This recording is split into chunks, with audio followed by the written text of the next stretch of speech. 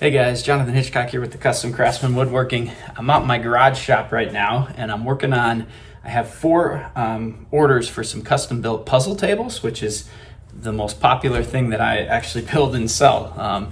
And so once it gets to be kind of cooler weather here in the fall and winter, that's when the puzzle orders start to come in. So I got white maple one that I'm doing, and then three different walnut versions that I'm making here. But this is the goal that I'm trying to get to here. I'm making the drawers right now for the puzzle table, and so I need this 3/4 inch by 3/4 inch stock because these are what I use to make the drawers.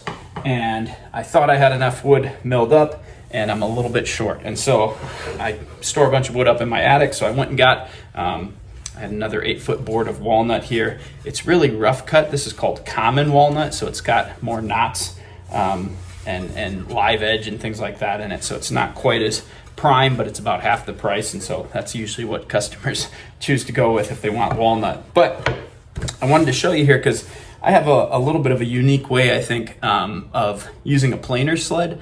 My dream someday is, I'm in my garage right now and I don't have 220 at all hooked up in here, and so my dream someday would be to put a whole sub panel out here in the garage for all my tools and stuff, and the heat in the winter and stuff. I use infrared heating or all that kind of stuff. And my dream would be that I'd get a long bed 8-inch jointer, which would be super helpful when I'm making tables and things like that. It'd be so much faster than trying to use a planer sled and this method that I'm about to show you. So if you have one of those jointers, or you've got an accurate, even short jointer for a board this size, you don't need a long bed at all. But you are fortunate, and so you can probably switch off of this video because it's not going to help you too much. But I'll show you here. My planer sled is the most basic and simple planer sled you can imagine. You see, planer sled. This is just a flat piece of melamine. A lot of people put like a cleat or something on the end. I've noticed there's a little bit of a controversy on YouTube on where to put that cleat for your planer, if it should go in the front or the back. I used to have one. And then it became an issue if I was trying to plane down pretty narrow stock, or pretty thin stock, I should say. It actually would hit the cleat, and so I didn't want to mess with that. So I ended up just removing it, and I found that a cleat isn't really necessary, at least for me. So maybe somebody will comment and tell me that's super dangerous and I shouldn't be doing that, but I haven't had any issue so far, so hopefully that's not a problem. But yeah, I just have a piece of melamine that I feed through the planer.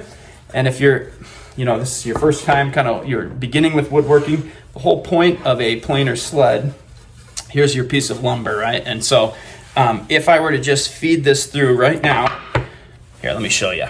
So here's my stock here. And right now, if I just fed this through the planer as is, neither side, you can see that one has a rock. This one doesn't have as much of a rock, but it's hollowed out in the middle. So it's bowed in the middle.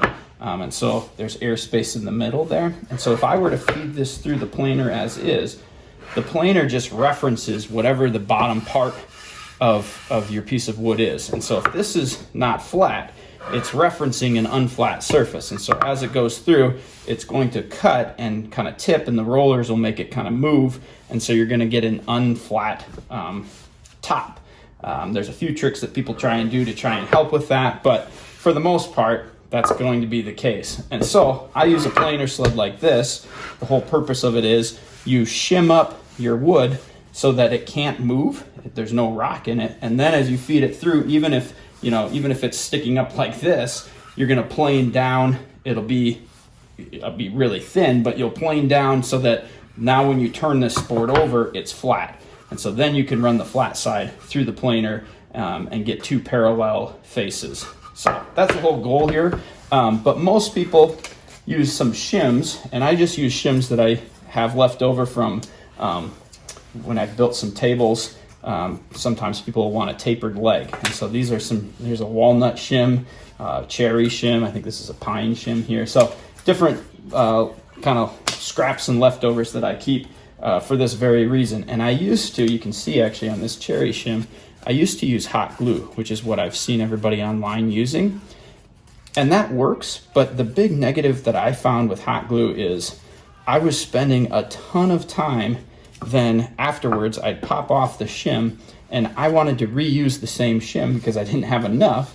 And so I would be chiseling off this hot glue, and it's so thin, you know, right on this end piece here. So I'd oftentimes just crack this, and it would just, you know, be something that I'd either have to cut off. And so now I've got a thicker shim like this one ended up being. And so I'd go through shims a lot quicker. And it was just, I was spending a ton of time just getting glue off. I also really hate hot glue.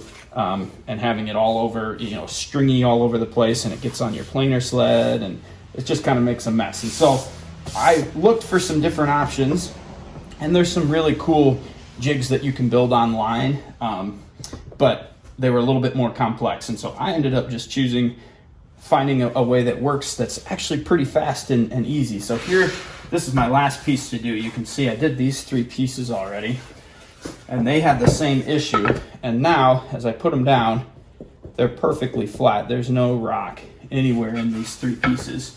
I still have to do the other sides, but you can get an absolutely perfectly flat reference side with a planer sled. It just takes a little longer and a little bit of patience to go through the process. So sometimes you have to put it through multiple times, and so that might happen here. There's no, you know, special video editing. I'm not gonna lie to you here and show you something that didn't happen. So let's start on this really rocky side and just see if we can't start to flatten out this top edge here. So what I like to do is just press down on one end and then slide my shims in.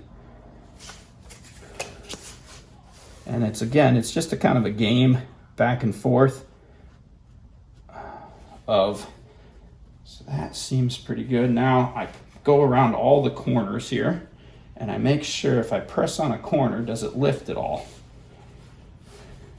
Actually, usually it takes me a minute or 2 to kind of sliding around and trying different shims and positions. That feels pretty good, maybe a little bit there.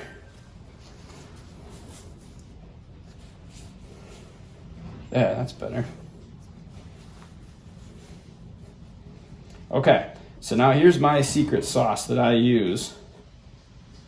Instead of hot gluing these down now to hold them in place, I simply use a little bit of tape, because it doesn't need to be held real strongly. All I want is for that shim to stay right in position.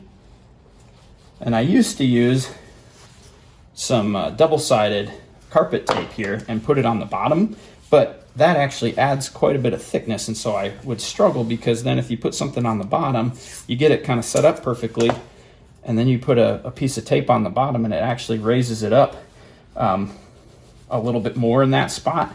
And so it took a little longer sometimes I'd have to do it once and then go back and test it, and it still wouldn't be flat, so I'd do it again. And so that's kind of the game, I guess, you play with these planer sleds. They're not, you lose the convenience of the speed and efficiency of just a nice planer or a jointer that you can just run it over. But that's all I do. No stringy hot glue, no burning my fingers. And now I've got something that feels pretty flat. There's no rocking. So now we're going to put this through the planer and test and see if that worked, or if we need to flip it over and do it again.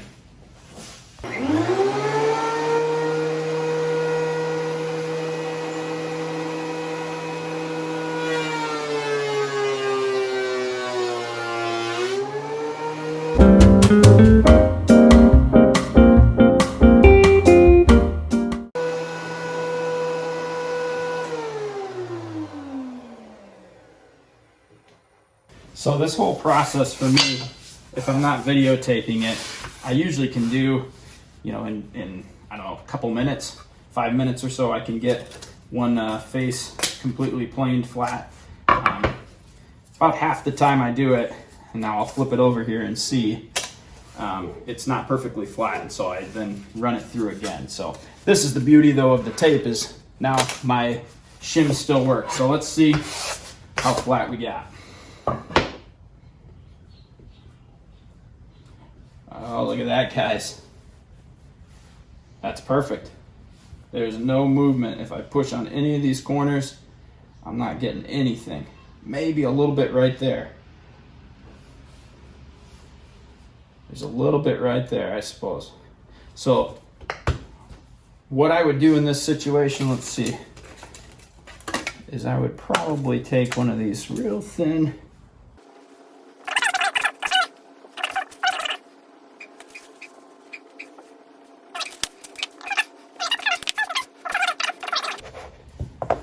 All right, I'll leave you here for now. I'll go run this through the planer and see what happens. Okay guys, we're back. We did this other side now, so let's first just quickly remove our shims. They stay perfectly usable. Okay, moment of truth now.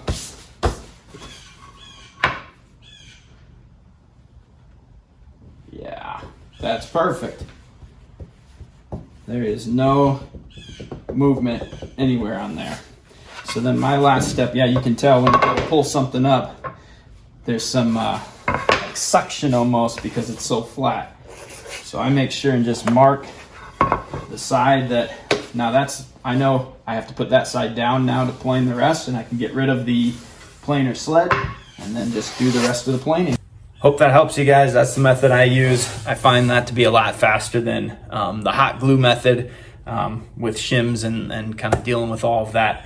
If anybody else has a more efficient method, I'm all ears, so let me know in the comments. But hopefully that helps you. If you've been struggling with hot glue, just a little bit of painter's tape and just kind of tape those wedges on. They don't have to be rock solid in there, and it works really well. So thanks guys, take care.